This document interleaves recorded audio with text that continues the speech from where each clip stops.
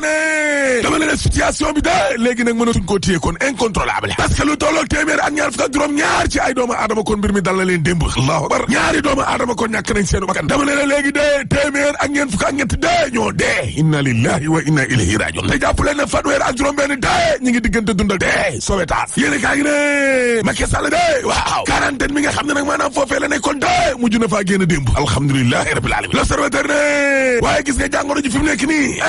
ni mel ci réew mi doy na waar ma ngay tasaaro professeur Souleymane Mboup waaw nee na waxtu ci jot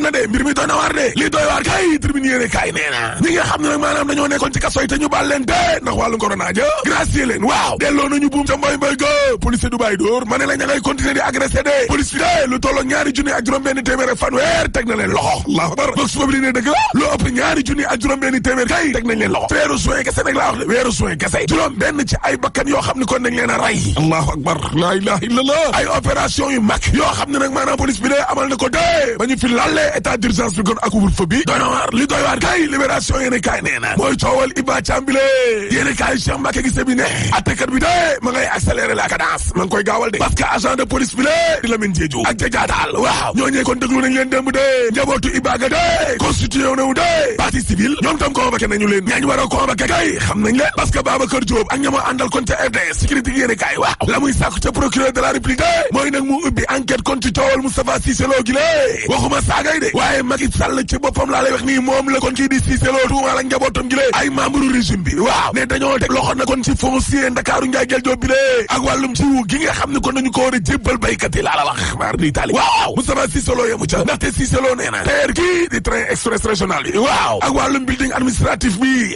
ay surfacturation ci boppam kon la ca waa kër Macky Sall def luy jër dërëm ñu ne ñaari dërëm wala ñetti dërëm waa FDS yemuñ ca ndaxte nee nañ sénégalais ci boppam kon nañoo bëgg na ku leen gindi ci lëf loolay dëgg de Mamar Jongo nee na waxuma la saaga yi Moustapha Cissé Lo saaga de ginnaaw saaga yooyee waaw coowal troisième mandat nga ca de maar di Italie waaw Mamar Jongo ne parce que Moustapha Cissé Lo dane woon président Macky Sall bu amee ñaari mandat waatoo na ak moom waaye Sen TV ji la di Mamar Jongo waaw nee na gis nga président Macky Sall bu bëggulee wàllum surfacturation yooyee ci terre bi kon ak building bi leer dara du fi leer laa la wax li Cissé Lo wax dara du fi leer parce que procureur du yëngu maar di Italie lu tax du yëngu parce que procureur kat ministre de la justice mooy patron te ministre de la justice moom mais président Macky Sall kon mooy patron way Samba ndaw tuumay rëy Abdoul Mbaye de tuumal na Macky Sall moom tamit ay tuumay rëy ubbil la témoin yéene kaay parce que Abdoul Mbaye de waaw nee na président Macky Sall waaw daal dinay violé na constitution bi lé article 60 bi li mu wax dafa leer mooy bépp député boo xam ne kon maanaam fekki nga sa ndomb tànk ca parti ba nga bokk de ñàkk nga sa mandat wu député lii la constitution bi wax ci article 60 waaw Abdoul Mbaye ne waaye démb daal ba ma xoolee site officiel u gouvernement bi constitution bi de maa ngi ko xool ay booru midi 12 gars yi laal nañ constitution ba de parce que léegi ñoom xam nga lan lañ ca def bépp député boo xam ne da ngaa tekki sa ndomb tànk wala ñu dàq la ñàkk nga sa poste député la ilaha illallah Abdoul Mbaye ne maa la wax li lée Macky Sall ngay fraude ma ngay indi tappale ca constitution bi laa la wax les juges Ibrahima Hamidou Dème de ci tribune yéene kaay waaw xanaa xamoo leen ne Macky Sall ma nga ca mbirum troisième mandat mar di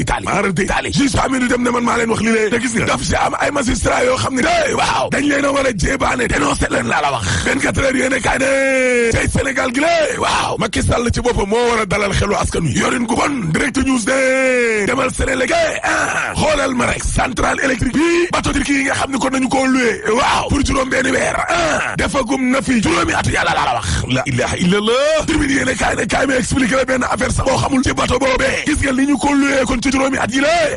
moo gën a seer buñ doon jënd tey ab centrale boo xam ne kon 120 mégawatt la ilaha illallah direct news ne ko may ma yeggali ci wàllum Sénélec gi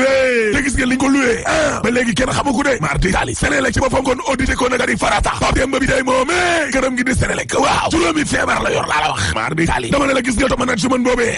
daa demul dikul instabilité boo xam ne mar d'Italie yorin nga ca boppam Sénélec war nañ koo xool politique ba ca boppam war nañ koo xool li ñu war a xool kay le quotidien yéene kaay nee na mooy dëlli nag di ay gazelle oryx yi nga xam ne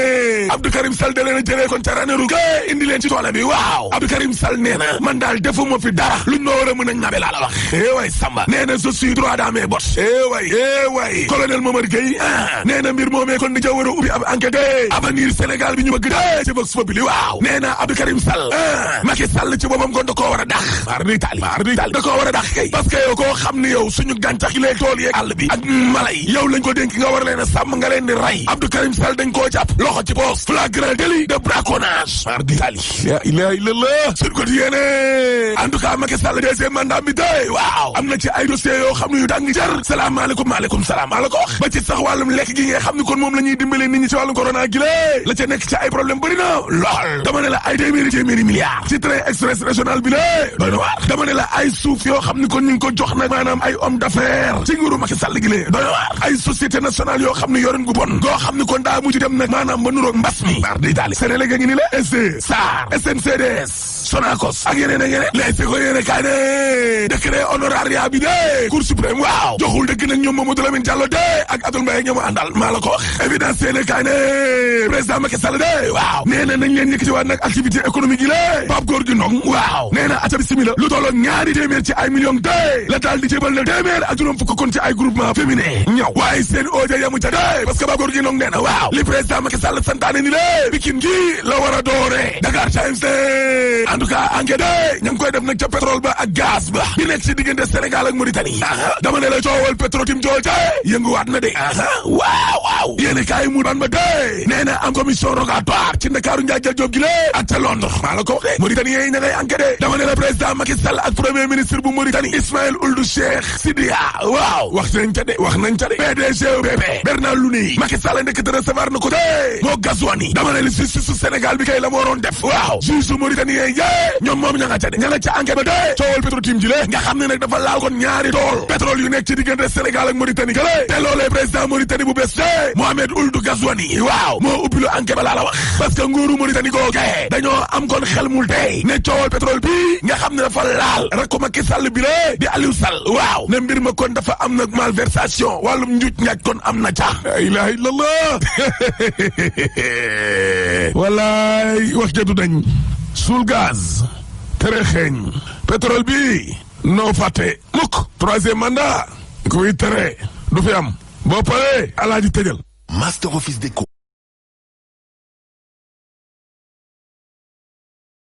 alaaji xanaa lii moom